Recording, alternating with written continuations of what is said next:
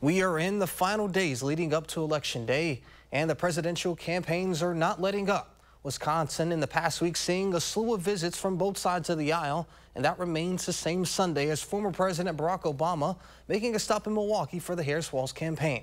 Our Merrill Hubbard is there and joins us with the former president's message to Wisconsin voters. This is former President Obama's second visit to the Badger State for this election cycle. This time marks the final stretch before Election Day. It is good to be back in Wisconsin.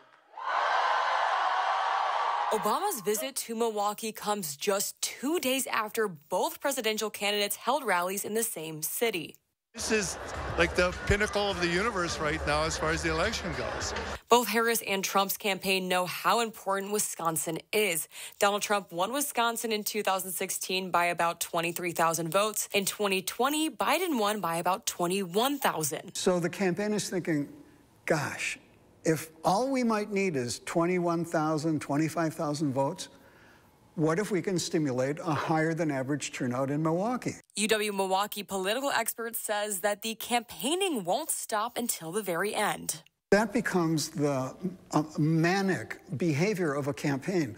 Let's do everything. Let's do more than everything, because maybe that tiny detail will be the reason we win. One detail is undecided voters, and Obama made sure to focus in on this. For those of you who are still making up your minds out there, do not give Donald Trump the benefit of the doubt because he was on a reality show.